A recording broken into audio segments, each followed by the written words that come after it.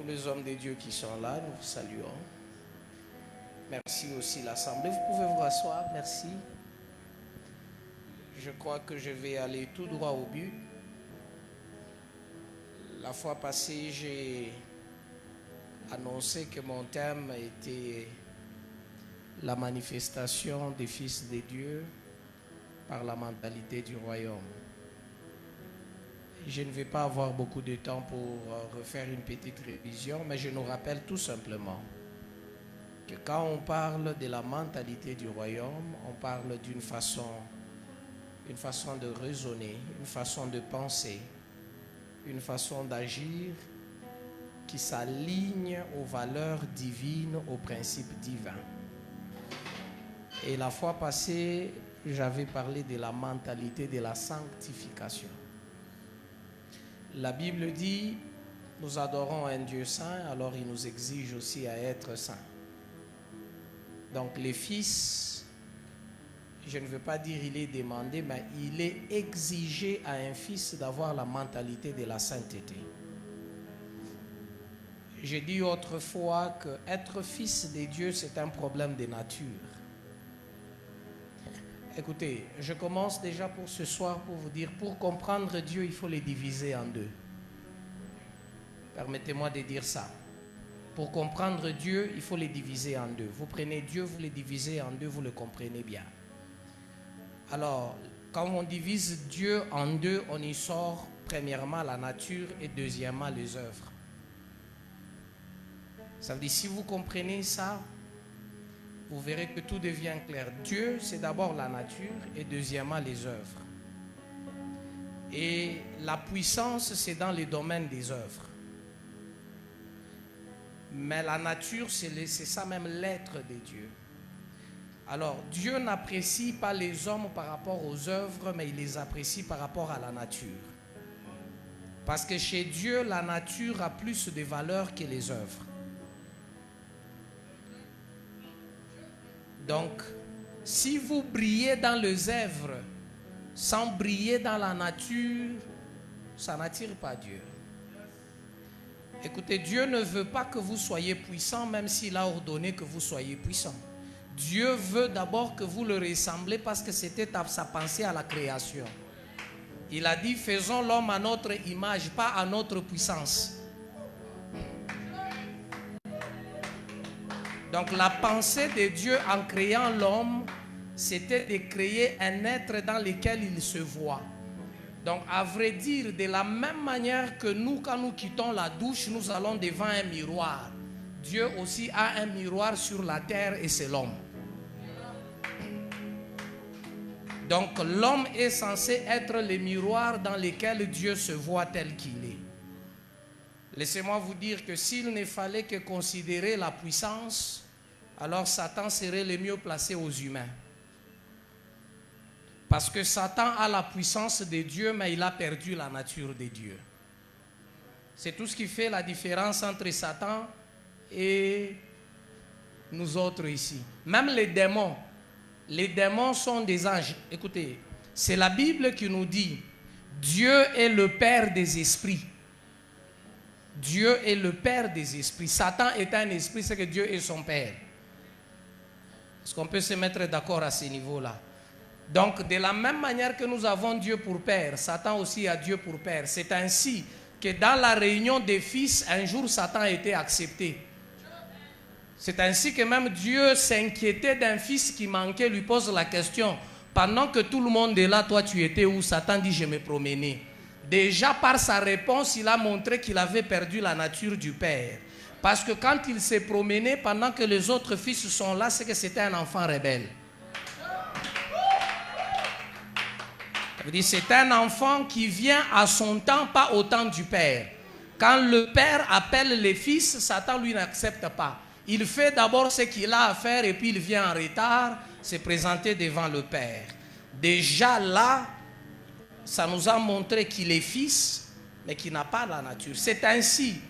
Quand les fils adorent, Satan aussi se présente.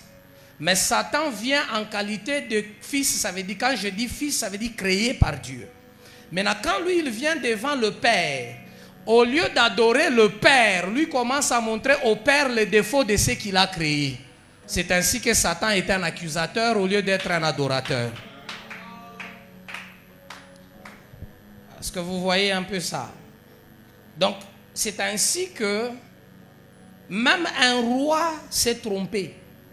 Dieu lui a rappelé, quand tu étais petit, n'est-ce pas moi qui t'a fait grand? Vous savez le problème avec nous tous, même nous les pasteurs, quand nous sommes petits, Dieu est grand. Quand nous devenons grands, Dieu devient petit. C'est ainsi que quand même on est au début du ministère, on se met à genoux. Nous cherchons les thèmes dans la prière, parce que nous sommes petits. Nous cherchons le programme dans la prière, parce que nous sommes petits. Mais quand nous grandissons, c'est nous qui disons à Dieu ce que nous voulons faire. Nous avons besoin seulement de sa présence. C'est ainsi que dans nos prières, quand nous sommes petits, nous demandons. Mais quand nous grandissons, nous demandons l'accompagnement. C'est que Dieu est celui qui nous accompagne. Il n'est plus la source de ce que nous faisons. Il devient celui qui nous accompagne dans ce que nous faisons. C'est ainsi que Dieu a dit à Saül, fais attention. Quand tu étais petit, je t'ai fait grand.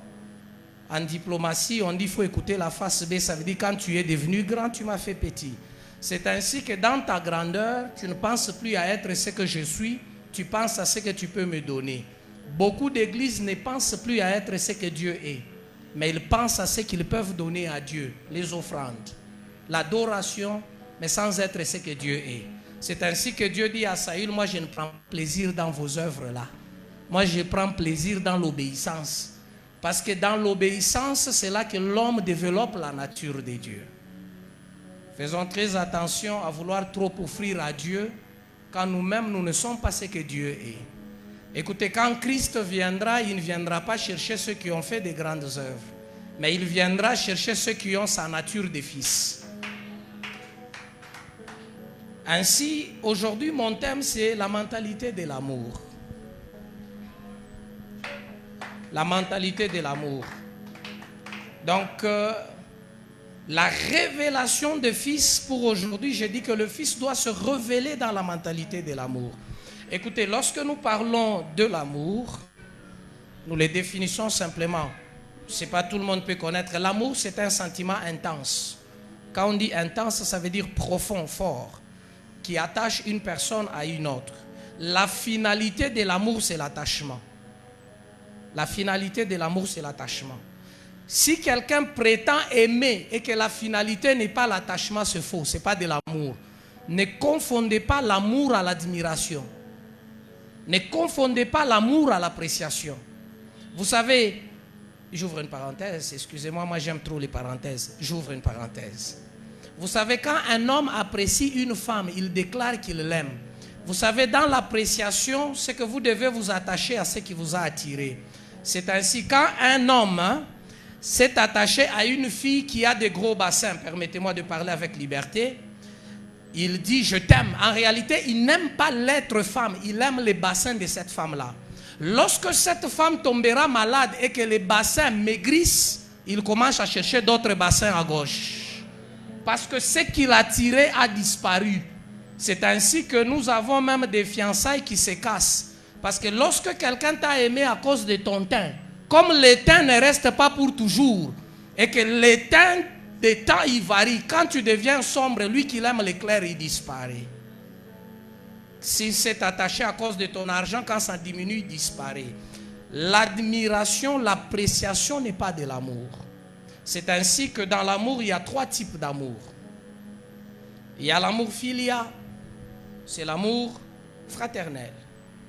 C'est cet amour que nous avons dans la famille, dans la tribu, dans le clan. Cet amour est bien. Mais lorsque Satan y entre, il devient mauvais. C'est ainsi que dans le filial, lorsque Satan y entre, il y a naissance du tribalisme. Il y a naissance du racisme. Le racisme ou le tribalisme, c'est un amour filial, mais avec la couleur satanique. Un tribaliste, c'est quelqu'un qui a l'amour fraternel, mais à la manière de Satan. C'est ainsi qu'il rejette tout le monde. Mais il s'attache qu'à celui qui a sa tribu, au point même de faire du mal à l'autre. Dans le racisme, vous savez, Dieu nous a créés comme ça. Quand vous êtes dans les pays des Blancs et que vous voyez un noir, votre cœur va faire boum, mon frère. Ça, c'est positif. Mais lorsque tu commences à haïr l'autre parce qu'il n'a pas ta peau, ça, c'est négatif. Voilà le philia satanique. Le deuxième type d'amour, c'est l'amour éros. L'amour éros, c'est cet amour que l'homme ressent pour une femme, pour un sexe opposé. C'est Dieu qui a fait les choses comme ça. Moi, je dis toujours aux jeunes gens dans mon église, ne priez jamais contre les excitations. Vous combattez Dieu. Ne priez jamais contre les excitations. Demandez à Dieu de vous apprendre à gérer les excitations.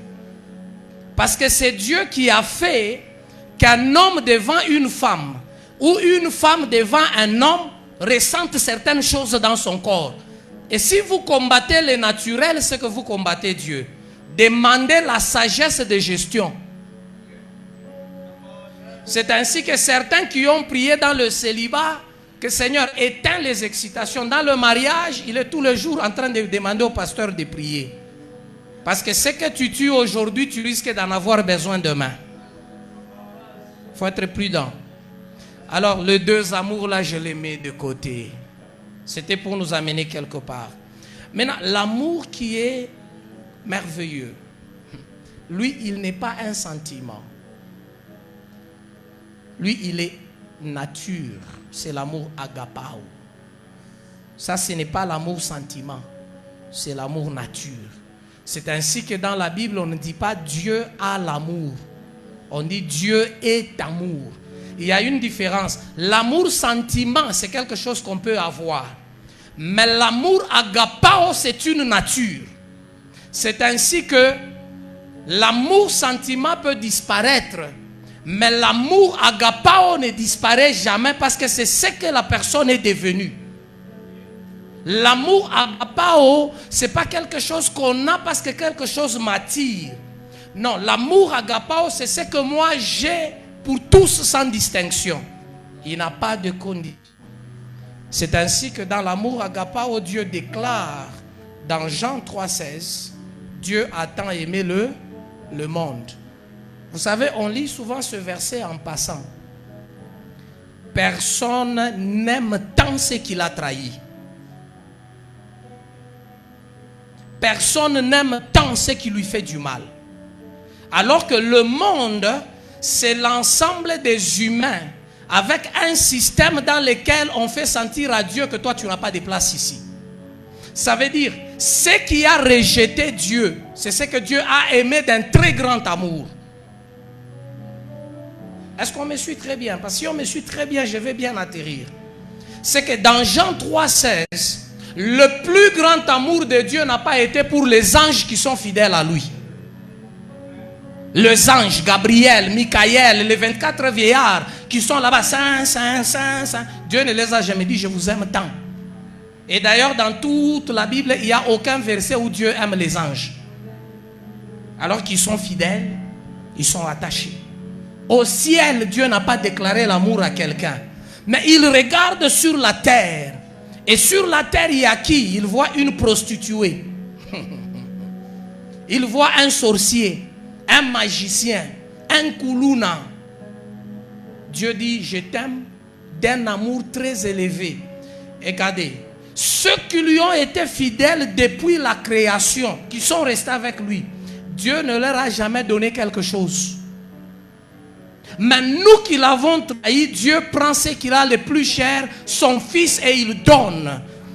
Bien-aimé, l'amour ne se manifeste pas quand tout va bien. Le vrai amour se manifeste quand tout va mal. C'est le jour où ta femme se comporte mal que tu prouveras ton amour. Ce n'est pas quand vous êtes un bébé, chouchou. I love you, baby. C'est faux. C'est le jour que la femme va te blesser qu'on saura si tu l'appelleras baby. Parce que l'amour agapao, c'est un amour qui est plus grand pour ceux qui font le mal. C'est plus on te fait le mal, plus ton amour grandit. C'est un peu incompréhensible. Plus on me fait du mal, plus mon amour grandit. Écoutez, bien-aimés, je vais lire maintenant un verset sur lequel je vais commenter en 20 minutes. Je vais prendre que l'essentiel. J'ai beaucoup de choses, mais je ramasse que l'essentiel. Parce que le temps ne me permettra pas. Dans les 20 minutes qui suivent, j'atterris. Luc chapitre 6. Le verset 35 et le verset 36, je lis. La Bible dit, au contraire, aimez vos ennemis. Je m'arrête là. Aimez vos ennemis. Je vais dire quelque chose ici de très important. Lorsque Dieu dit aimez vos ennemis, il nous parle, nous, l'Église. Vous savez ce qu'en réalité cette phrase veut dire. Quand on dit aimez vos ennemis, ça veut dire dans la pensée de Dieu, c'est l'Église qui a des ennemis. Mais l'Église n'est ennemie des personnes. Est-ce que quelqu'un me suit? Un enfant de Dieu a des ennemis, mais lui, il n'est ennemi des personnes. C'est ça dans la tête de Dieu. Dieu nous considère comme des personnes qui sont sans ennemis, mais qui sont appelées à aimer l'ennemi. Aimez vos ennemis. Je prends encore un mot. Je vais l'expliquer calmement. Ennemi. Vous savez d'où vient le mot ennemi? Je crois que quand je vais l'expliquer ici, il y a des gens qui vont comprendre qu'il est aussi ennemi de quelqu'un. Il y a un mari ici qui va comprendre qu'il est ennemi de sa femme. Ennemi vient du mot latin inimicus. Dans inimicus, il y a deux. Il y a in qui signifie non. Akuna, non. Ou bien pas. C'est le in. Amicus veut dire ami. Maintenant, dans amicus là vient du mot amare qui veut dire amour. J'explique d'abord ça. Un ami, c'est quelqu'un qui a de l'amour pour toi. Et un ami, c'est quelqu'un qui a de l'amour pour toi. Et lorsque nous allons dans l'amour dans la Bible, il est écrit que l'amour ne fait pas du mal. Maintenant, je te pose la question.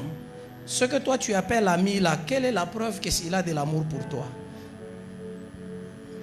L'amitié, ce n'est pas ce que nous faisons sur Facebook. Tu cliques sur des inconnus et puis tu te vantes d'avoir 1000 amis. Un ami n'est pas comme ça. Parce que même dans la Bible, elle dit qu'un ami est plus qu'un frère. Un ami, ce n'est pas quelqu'un qu'on a... Moi, ici, il y a des phrases qui me viennent parfois comme ça. Je peux aller avec liberté. Vous savez, un ami, ce n'est même pas un pasteur avec qui on a fait connaissance dans une convention. Vous pouvez prêcher avec quelqu'un dans une convention, mais il te fait du mal demain. C'est ça la mort des hommes de Dieu. On ne se fait pas ami de quelqu'un parce qu'il t'a fait du bien un jour. Un ami, ce n'est pas quelqu'un qui t'a donné quelque chose. Un ami, ce n'est pas quelqu'un qui t'a fait du bien. Un ami, c'est quelqu'un qui a de l'amour pour toi. Et l'amour, ça veut dire de l'attachement. Et dans cet attachement, il y a un amour inconditionnel. L'amour nature, pas l'amour sentiment. Un ami, c'est quelqu'un qui a l'amour nature pour toi. Pas quelqu'un qui a l'amour sentiment. Et beaucoup de gens proclament des amis comme ça en désordre. Maintenant, retournons. Maintenant, quand on prend ennemi dans sa signification, j'ai dit c'est inimicus, ça veut dire ennemi, veut dire pas ami. Il signifie, ça signifie tout simplement, c'est quelqu'un avec qui j'étais. On partageait des bons moments. Mais pour des raisons que moi je ne connais pas, ou peut-être que je connais, il a décidé de ne plus être mon ami et il est devenu un canal de mal contre moi. C'est ça un ennemi. Un ennemi ne viendra pas de l'Australie. Pour que quelqu'un soit ton ennemi, il doit d'abord te connaître. Quelqu'un ne peut pas venir de l'Australie, il tombe à Lubumbashi, je suis ennemi de Fabien. Non, c'est quelqu'un qui doit d'abord te connaître. Il doit te connaître, il doit s'approcher de toi. Écoute-le. Ici, je vais profiter pour parler aussi au pasteur Fabien. Aujourd'hui, il faut faire très attention dans l'église. Je le dis par sagesse, par expérience. Il faut faire attention aujourd'hui dans l'église. Dans l'église, il y a des gens qui viennent, que vous prenez pour des amis. Il y a des gens qui viennent, que vous prenez pour des enfants. Mais en réalité, ils viennent dans l'église se faire un CV. Ils viennent d'abord se faire un CV. Un CV à côté de toi ou dans une église connue, parce qu'il sait, sans CV, il ne peut pas commencer aussi. Il a besoin d'un CV pour commencer quelque part. Ainsi, il vient, il s'attache, mais il n'a pas d'amour. Mais il s'attache de manière à ce qu'il devienne très remarquable à côté. C'est ainsi, vous verrez, les gens qui commencent l'église quelque part, ils ont toujours été remarqués à côté d'un pasteur influent. Donc, il est venu se faire un CV qui lui permettra de commencer son entreprise ou d'être embauché dans une entreprise. Nos ennemis ne viennent jamais de loin. C'est toujours les gens qui viennent de près. C'est ainsi que dans la Bible, il est dit, c'est celui qui a mangé mon pain, qui a levé son talon contre eux. Mais Jésus dit maintenant, aimez vos ennemis. Ces gens que je viens de décrire, un canal du mal. Mais Jésus dit, aime-le. Vous savez pourquoi? Parce que cet amour agapao est la seule chose qui révèle Dieu. L'amour philia ne révèle pas Dieu. L'amour éros ne révèle pas Dieu. Mais l'amour agapao révèle Dieu. L'amour agapao révèle Dieu. Et je vais vous donner deux exemples bibliques avec lesquels je vais chuter.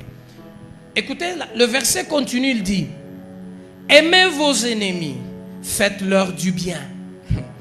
Celui qui te fait du mal, on te dit, toi fais-lui du bien. Je vous explique un peu. L'amour, c'est Dieu. N'est-ce pas? Dieu est à. Donc quand Dieu est en nous, l'amour est en nous et l'amour devient nous. L'amour devient nous. Pour que quelqu'un devienne ton ennemi ou que quelqu'un te fasse du mal, il doit d'abord se séparer de Dieu qui est en lui. C'est ça le danger des chrétiens. Un chrétien, on peut lui faire du mal. Mais pour que lui fasse du mal, il doit d'abord se débarrasser de sa nature divine. Parce que tant qu'un chrétien ne s'est pas débarrassé de sa nature divine, il ne peut pas faire un mal. Il ne peut pas. C'est ainsi.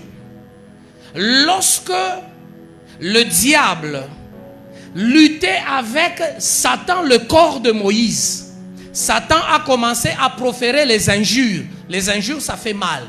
Mais l'ange de Dieu n'a pas répliqué. Pourquoi? À cause de sa nature. Parce que pour répondre à Satan, à l'injure de Satan, l'ange devait d'abord se débarrasser de sa nature divine. Et puis,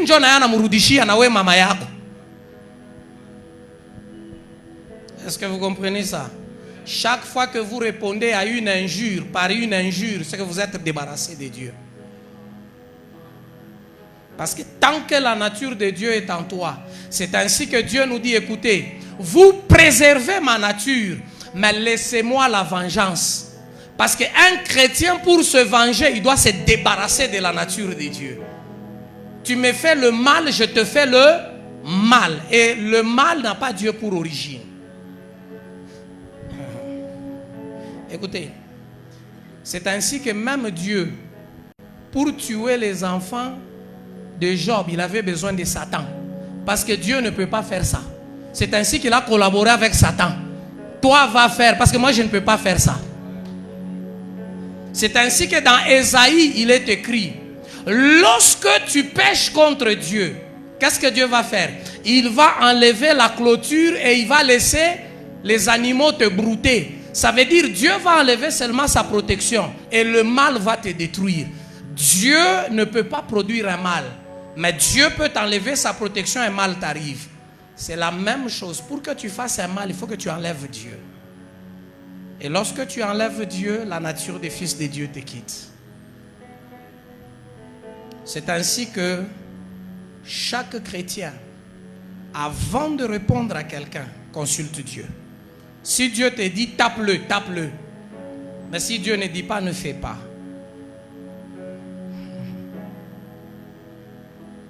Un jour, quelqu'un m'a posé la question, pasteur, je suis venu à l'église, mais j'ai trompé chez nous que je suis allé à l'université. Je péchais, je lui dis, qui t'a dit de venir à l'église? Il dit, j'ai senti, l'Esprit de Dieu m'a dit que je dois venir, mais je sais que ça va me créer des problèmes. Je lui dis, ce que tu dis, mais maintenant moi je dis à mon père que j'étais à l'église, à l'université, j'ai dit, écoute, je vais te donner la définition du mensonge. Le mensonge, c'est ce que tu dis, qui est le contraire de ce qui a été fait, mais qui a pour source le diable. Parce que la Bible dit, le père du mensonge, c'est les... Mais lorsque c'est Dieu qui te dit de dire le contraire, c'est une stratégie.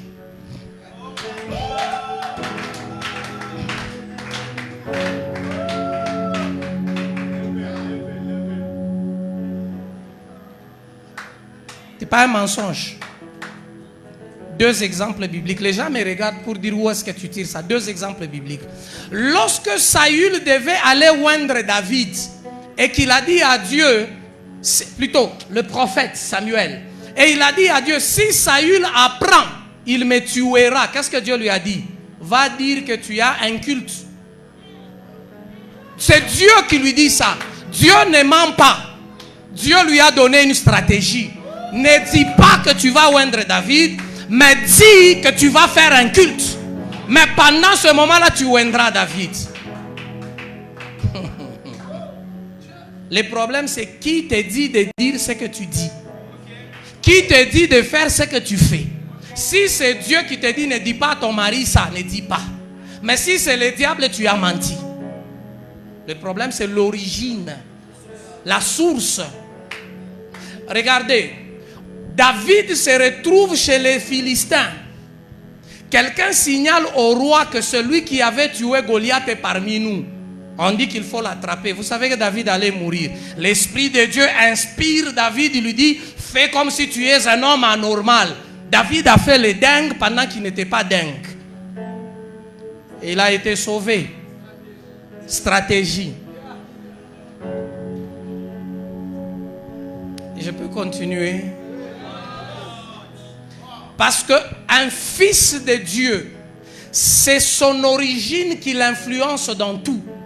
Parce que sa mentalité vient du royaume. Laissez-moi le dire autrement. Un fils de Dieu, c'est comme un robot télécommandé à partir du ciel. Chaque mouvement qu'il fait, il y a un bouton sur lequel Dieu a appuyé. C'est ainsi que Jésus dit. Peut-être quelqu'un me dit d'où vient le mot robot. Jésus lui-même déclare, moi je suis un robot. Jésus dit, je fais ce que je vois mon Père faire.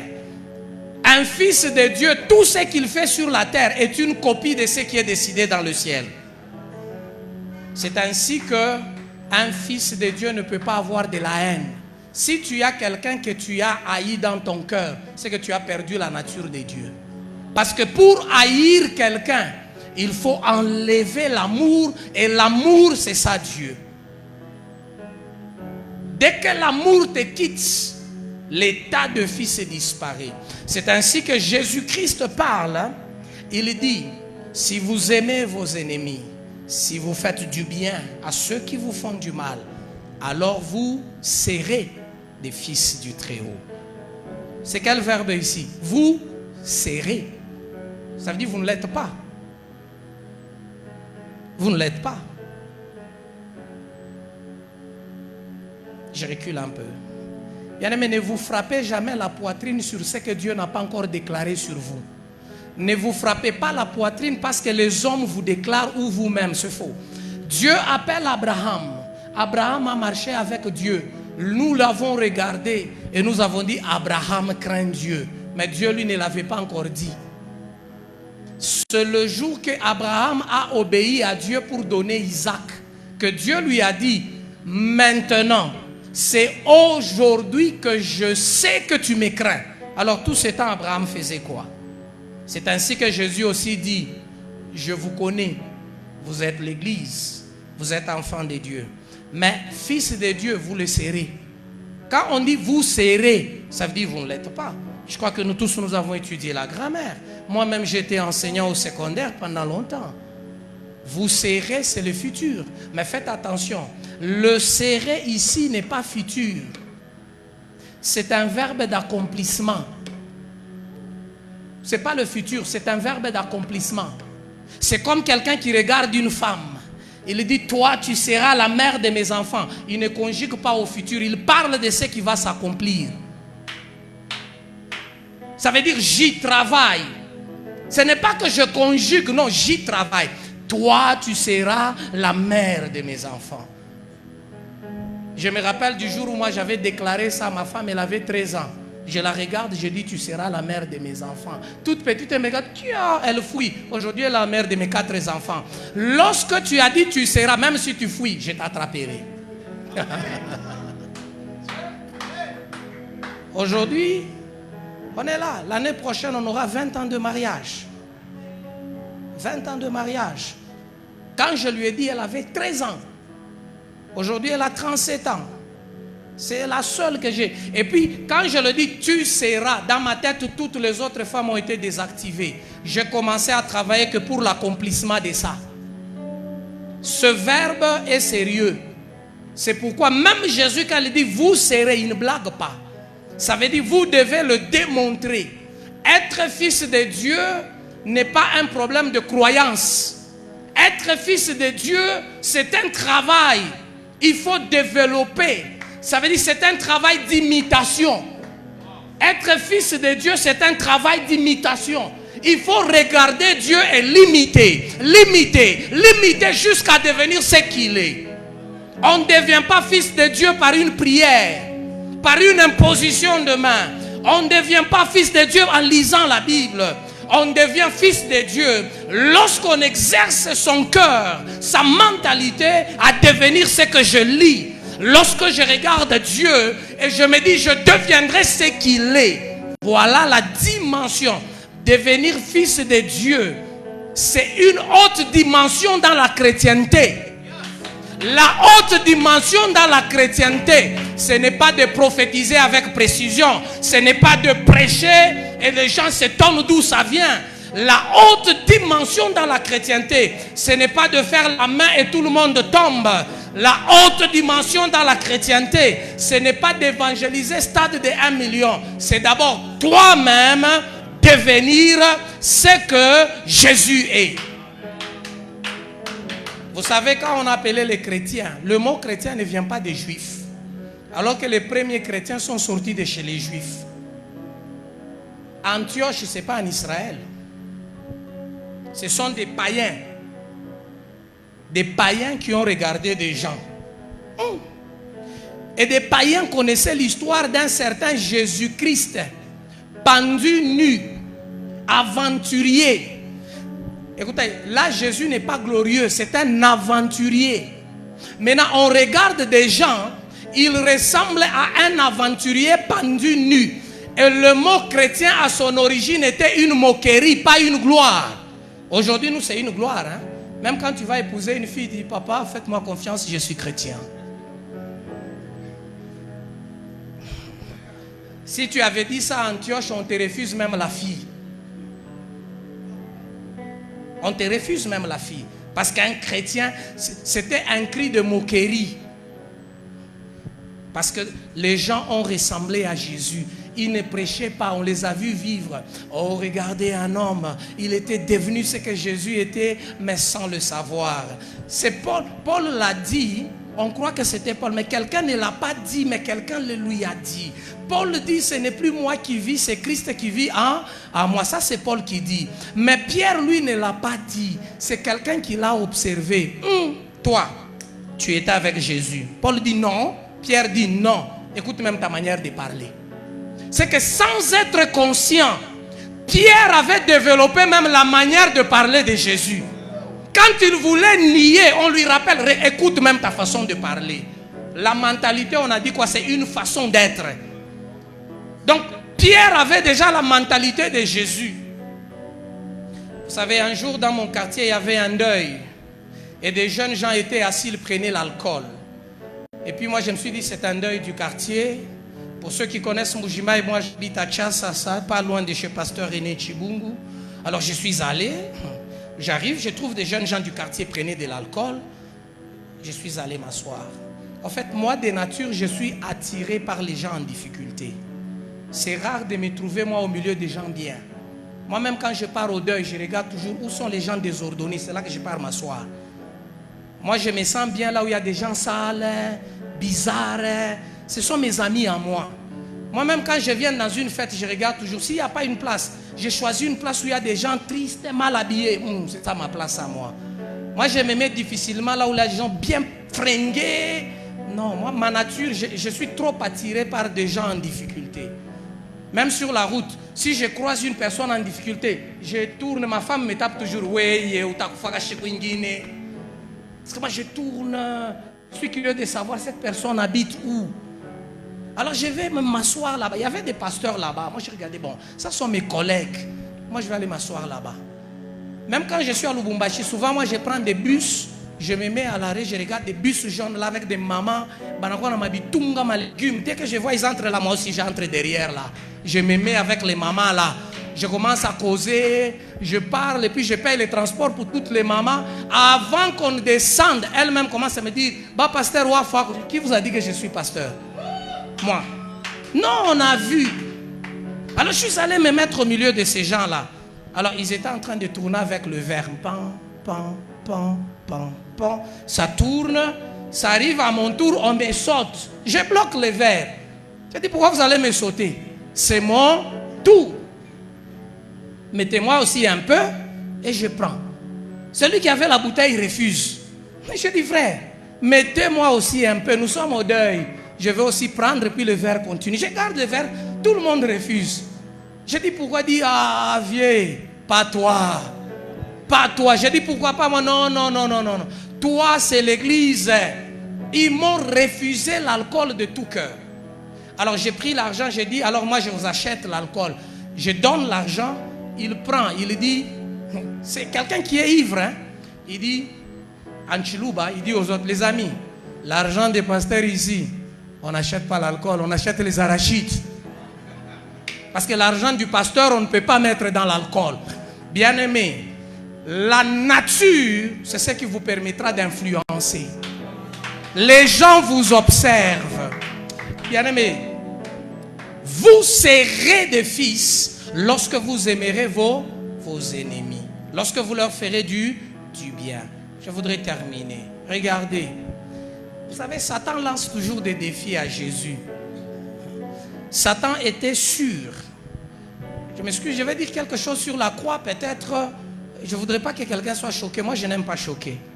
Moi, je sollicite seulement votre compréhension. Alors, lorsque Jésus était à la croix, Satan était sûr d'avoir vaincu. Sûr. Vous savez pourquoi? Satan sait. Satan, il connaît l'homme. L'homme, hein, vous ne lui faites pas du mal, mais lui vous fait du bien. Non. Non. Bien-aimé, si quelqu'un te prend ta femme, toi tu vas rire avec lui. Si quelqu'un tue ton enfant, tu vas le saluer. Si tu apprends que le travail que tu avais perdu c'est ton collègue tel, tu vas encore l'aimer. Satan connaît l'homme. Il sait que l'homme, quand on lui fait du mal et qu'il a une occasion de se venger, il n'hésitera pas. Même nous tous qui sommes dans cette salle ici, si quelqu'un te fait du mal et qu'une occasion de se venger se pointe, tu n'hésiteras pas. Maintenant, Satan regarde Dieu au ciel, il rit.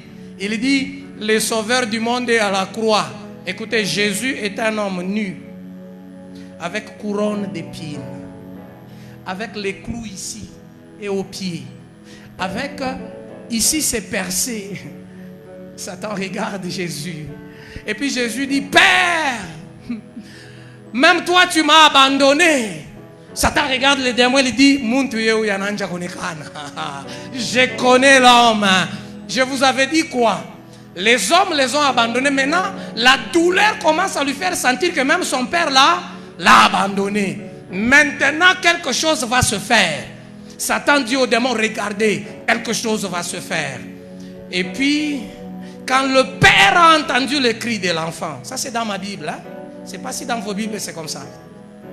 Quand le père entend le cri de l'enfant, le père décide de réagir pour prouver à l'enfant que moi je ne t'ai pas abandonné. Le père dit au soleil, disparaît. Le soleil disparaît. Le diable dit, je vous avais dit quoi? Je connais. Le père dit, Comment les hommes peuvent laisser mon fils, ma bouteille à moi nue? Dieu se fâche, il dit que le ténèbre vienne parce que je vais anéantir l'homme sans qu'il ne se sauve. Dieu ordonne à la terre, tremble. Bien-aimé, il y a la terre qui se fissure de roc. Le rideau même où on cachait le lieu sacré se déchire. C'est que Dieu vient de désacraliser son temple. Dieu désacralise son temple. Ce que les hommes ne pouvaient pas voir est devenu visible. En ce moment-là, Satan dit, waouh! Il dit même aux démons, lèvez-vous, le match va se terminer. Et Jésus est là. Et puis à un moment donné, Jésus lève la tête. Il dit, Père, pardonne-les, pardonne-les. Ils ne savent pas ce qu'ils font. Et c'était le chaos de Satan. Parce que Satan attendait la vengeance. Il était sûr qu'en ce moment-là, Jésus a perdu la nature de Dieu. Il est un homme qui souffre. Alors tout était organisé. Et Jésus lève les yeux. Il déclare sa nature de fils. Il révèle sa nature de fils. Moi je suis amour. À moi il n'y a pas de mal. Eux ils m'ont fait de mal. Moi je ne réponds pas par le mal. Moi je réponds par le bien. Père, pardonne, calme-toi. Et le soleil revient. Et tout se calme. La révélation d'un fils. Voyez la révélation d'un fils. Oh, peut-être quelqu'un qui me dit, ah bien, c'est Jésus. C'est Jésus. Montre-moi un homme. Il ne faut pas me parler de Jésus. Jésus est Dieu et homme. Oh, je clôture avec un homme. Excusez-moi, je n'ai pas dit tout ce qui est dedans. J'ai pris comme ça. Hein? Maintenant, Satan a raté chez Jésus. Il est allé chez les disciples de Jésus. Il a dit, on va prouver que l'homme reste homme. Dieu prétend qu'il a des fils. Parce que lui nous a dit, il y a des fils. Comme le fils a vaincu, entrons chez les autres. Et puis, Dieu dit, je vais te le prouver. Alors Dieu dit, Étienne, je t'envoie en mission. Étienne, vas-y. Va prêcher chez les gens qui ont de la haine contre moi. Étienne arrive au milieu des gens. Il commence à parler de Jésus. Les gens sont là. Il dit, quel Jésus? Ils ont de la haine contre Jésus. Il dit, Étienne, quitte-la. Étienne parle, on dit, allez, quitte-la. À un moment donné, Dieu crée un problème plus grave. Bien aimé, Dieu, c'est un créateur de problèmes. Hein? Vous adorez seulement Dieu qui donne les solutions. C'est faux. Dieu crée aussi des problèmes. S'il ne t'a jamais créé un problème, il te créera un jour. Et c'est ce jour-là tu sauras que Dieu crée aussi des problèmes plus que les humains. Et ce jour, on verra si tu l'aimeras. Parce que tu l'aimes à cause du bébé que tu as. Tu l'aimes parce qu'il t'a donné le mariage. Tu l'aimes parce qu'il t'a donné le travail. Un jour, il te créera un problème. C'est là qu'on verra. Dieu crée un problème à Étienne. Les gens ne l'écoutaient pas, mais Dieu va provoquer une haine profonde. Pendant que Étienne parlait, Dieu appuie sur un bouton. Twing, et le ciel s'ouvre. Étienne lève les yeux. Il voit Jésus-Christ qu'on déteste par les gens là. Étienne le voit à côté de Dieu. Et Étienne, au milieu de gens qui ne croient pas, prophétise. Bien aimé, j'ai besoin de dire à quelqu'un, il y a des prophéties qui conduisent à la mort. Toutes les prophéties ne conduisent pas à la vie. Il y a des prophéties qui peuvent conduire le prophète lui-même à la mort. Étienne lève les yeux. Il dit, je vois le Fils à la droite du Père. Tous ceux qui étaient là lèvent les yeux. Au moment où il lève les yeux, Dieu appuie sur le bouton, le ciel se ferme. Quand il ouvre les yeux, il voit un corbeau en train de passer. Il regarde Étienne. Toi, tu joues avec nous. Quand Étienne regarde comme ça, Dieu ouvre les ciels. Quand les autres regardent, Dieu ferme les ciels. Comme eux, ils n'ont pas vu le Fils, ils se sont fâchés. Ils ont ramassé des pierres maintenant. Ils ont commencé à jeter sur Étienne. Étienne est sur le point de mourir. Satan dit, voilà. Maintenant, l'homme va se révéler. Bien aimé, il n'y a pas la révélation de l'homme. On a besoin de la révélation du Fils. Étienne répète la même chose que Jésus. Avant de mourir, Étienne lève les yeux et dit à Dieu, pardonne, parce que ces gens ne savent pas ce qu'ils font. Bien aimé, l'amour, c'est dans la douleur. C'est dans la douleur que tu dois démontrer ton amour. Est-ce que quelqu'un me comprend? C'est dans la douleur que ton mari t'inflige. C'est dans la douleur que ta femme t'inflige. C'est dans la douleur du bailleur, du voisin, du chef, que tu te révéleras comme un fils de Dieu. Mais si tu tombes dans la vengeance, tu tombes dans les répliques, Dieu disparaît et le Fils de Dieu ne se révèle pas.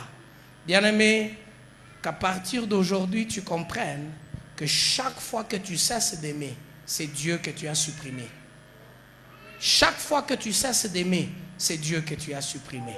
Chaque fois que la pensée de remettre le mal pour le mal t'anime, ce n'est plus l'esprit de Dieu, c'est l'esprit du diable. Parce que Jésus-Christ à la croix, il a dit, pardonne. Bien-aimé, vous savez, un chrétien, même s'il veut te quitter, il te quittera avec amour. Il te dira comme Abraham à Lot, écoute Lot, tu es mon neveu, tu sais que je t'aime beaucoup. Quand ton père est mort, moi j'ai pris l'engagement de prendre soin de toi. C'est ainsi quand Dieu m'a appelé. Dieu a dit, Abraham, sors de la maison de ton père. J'ai un peu désobéi à Dieu. Au lieu de sortir de la maison de mon père, j'ai pris quand même la maison de mon père, c'est toi. Maintenant, regarde l'autre. Au niveau où nous sommes arrivés, tes serviteurs et mes serviteurs, ils sont en train de se quereller. Si nous restons nous deux, ça va nous briser. Écoutez l'autre, voilà ce qu'on va faire. Pour que notre amour ne soit pas dérangé, tu restes mon fils, je reste ton père. Mais choisis un côté où tu veux aller et le côté qui restera sera mon côté. Est-ce que vous voyez? Quelqu'un qui te fait du mal, mais tu lui laisses le premier choix. Est-ce que vous voyez ce que l'amour fait? Toi, choisis le premier. Ça veut dire, c'est ainsi que l'autre a choisi le côté vert. C'est qu'il a laissé Abraham quel côté? Rouge, bleu, jaune, kaki. Parce que le côté vert, c'est là que les bétails allaient prospérer. Abraham avait vu aussi le côté vert. Mais l'amour dominait. Ce qui avait de meilleur, c'est ce qu'il a donné à l'autre dans un moment de conflit. Un chrétien, même dans un moment de conflit, il donne toujours les meilleurs. Et même quand il te quitte, c'est toi qui restes en train de te dire, ah, je lui ai fait du mal, hein? C'est un homme bien, mais je lui ai fait du mal. Mais si, quand tu es chrétien, tu quittes les gens, tu dis, ouf, il fallait même qu'ils partent. C'est que Dieu n'était plus avec toi. Bien-aimé, veille sur la nature, la mentalité de l'amour, et tu te révéleras toujours comme un fils de Dieu. Que le Seigneur nous bénisse. Merci beaucoup.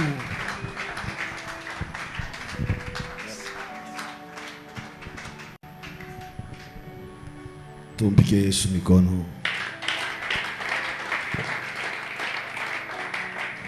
Alléluia.